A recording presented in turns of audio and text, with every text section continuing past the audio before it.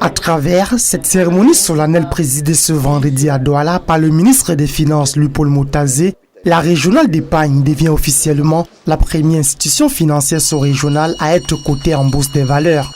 Pour le top management, cette vision obéit à une triptyque bien pensée. L'objectif de notoriété, d'inclusion capitalistique, aussi effectivement de réalisation de l'une de nos grandes valeurs, à savoir l'innovation. Mais nous sommes venus aussi sur le plan financier pour obtenir les moyens nécessaires au développement de la régionale, notamment sa transformation en banque. Lorsque nous voyons les efforts qui sont faits pour qu'une entreprise privée comme la régionale entre en bourse, se fait coter en bourse, il faut savoir que se faire coter en bourse entraîne des obligations extrêmement fortes. Ces obligations, les responsables de la régionale l'ont accepté.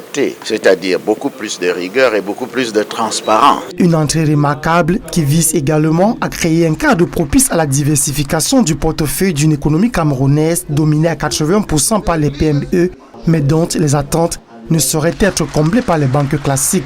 Les PME ont beaucoup de difficultés à se faire financer par les banques classiques parce que les banques classiques apportent ce qu'on appelle les financements courts. Or, avec la bourse, on peut obtenir des financements longs. Donc, les PME pourraient tirer un très grand bénéfice à leur participation à la bourse. D'où la nécessité de démystifier cette nouvelle forme de production de richesse qu'il faudra dorénavant domestiquer. Il y a absence de culture boursière en Afrique centrale. On peut faire des émissions permanentes pour faire vraiment de l'éducation boursière parce que c'est une autre piste de financement, mais une autre piste d'investissement. Vous voyez, en 3 mois, quelqu'un gagne 20%. Ce n'est pas de la fiction, c'est du concret. Le promoteur de la régionale est un génie, c'est un précurseur divin parce qu'il faut encourager les Camerounais à aller vers des actions. Quand vous ne permettez pas que d'autres personnes entrent dans le capital, on ne peut pas appeler ça la richesse. De quoi rendre un hommage mérité aux États membres de la CEMAC engagés sur ce sentier depuis le 2017. Sur les terrains, ont décidé en 2017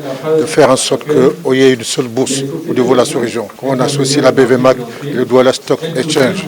Aujourd'hui, ces choses faites, le marché plus profond permettra aux entreprises de faire appel à l'épargne publique. La régionale d'épargne compte à cette date 2530 actionnaires et tous souscripteurs bénéficient d'une augmentation de 20%.